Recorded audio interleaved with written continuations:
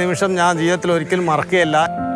3 വർഷത്തിന് ശേഷം കണ്ടപ്പോൾ ഇത് ആദ്യം തന്നെ എൻ്റെ മേലേക്ക് ചാടി എൻ്റെ കഴുത്തിന് കടിക്കാനുള്ളതിലാക്കി, പിന്നെ കൈക്ക് ഇങ്ങനെ കടിച്ച്, കാലിങ്ങനെ കടിച്ച്, പക്ഷേ മുറിയുന്നില്ല, വേദനയാകുന്നില്ല. അപ്പോൾ ഞാനിങ്ങനെ വിചാരിച്ചു ഇതെന്താ ഇങ്ങനെ നായി കടിച്ചിട്ട് മുറിക്കാത്തതെന്ന്.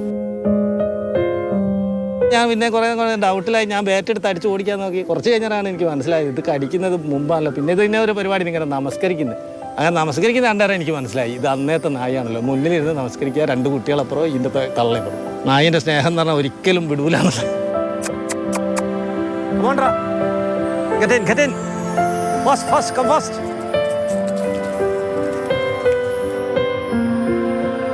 മൂന്നര കൊല്ലം അത് അവശ നിലയിൽ കഴുത്തിലൊരു ബെൽറ്റ് കുടുങ്ങിയിട്ട് അവിടെ ആ തെരുവ് നായ കിടക്കുന്നവരെ ഇങ്ങനെ കിടക്കുകയായിരുന്നു.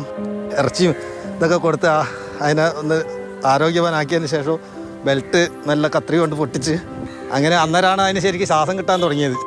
അതിനുശേഷം ബെൽറ്റ് അറ്റിച്ചതിന് ശേഷം കാലൊടിഞ്ഞിരുന്നു. അപ്പോൾ കാല് ട്രീറ്റ് ചെയ്ത് അതിനൊരു 3.5 കൊല്ലം മുന്നേ അതിനെ വേണ്ട ശുശ്രൂഷ കൊടുത്ത് വിട്ടതാണ്. പിന്നീട് ഈ അടുത്ത് 1 മാസം മുന്നെയാണ് ഞാൻ കാണുന്നത്.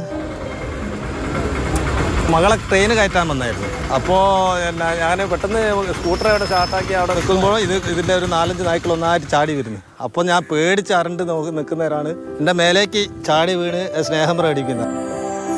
പിന്നെ ഇടയ്ക്കിടയ്ക്ക് വന്നിട്ട് അതിന് ഫുഡ് കിട്ടിയിട്ടുണ്ടോ നോക്കും, പിന്നെ ബിസ്ക്കറ്റൊക്കെ വാങ്ങിക്കൊടുക്കും. ഇത് ഉപദ്രവകാരി അല്ലാത്തത് കൊണ്ട് ഇവിടെയുള്ള ആൾക്കാരെല്ലാവരും അതിൻ്റെ ഭക്ഷണത്തിൻ്റെ കാര്യങ്ങൾ നോക്കുന്നുണ്ട്. ചേട്ടന്മാർ, ഓട്ടോ ഡ്രൈവേഴ്സ് ഫുഡ് കൊടുക്കുന്നുണ്ട്. എല്ലാവരോടും കണക്കല്ല, എല്ലാവരോടും കണക്ക്. അത് ഇതാണ് ഫുഡ് കൊടുത്തതിൻ്റെ ഈ സ്നേഹം. ഈ 3 വർഷം മുന്നേ ട്രീറ്റ് ചെയ്ത് എന്നുള്ളത് അതിൻ്റെ തലയിൽ ഇങ്ങനെ ഓർമ്മശക്തിയിൽ നിൽക്കണം എന്ന് പറഞ്ഞാൽ തന്നെ അതൊരു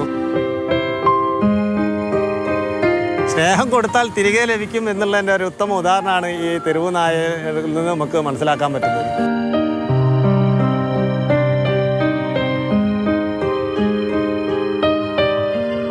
ആദ്യമായിട്ടാണ് നമ്മൾ കാണുന്നതെങ്കിലും ഷെയ്സാറിന് എന്ന പോലെ തന്നെ നമ്മൾ ഇഷ്ടപ്പെട്ടിട്ടുണ്ട്. കൊയിലാണ്ടി റെയിൽവേ സ്റ്റേഷൻ പരിസരത്തെ ഒരു കാവൽക്കാരൻ കൂടിയാണ് പേരില്ലാത്ത ഇവൻ. ഷിജിൻ നരിപ്പറ്റിയോടൊപ്പം രാഹുൽ KV, മാതൃഭൂമി ന്യൂസ്, കോഴിക്കോട്.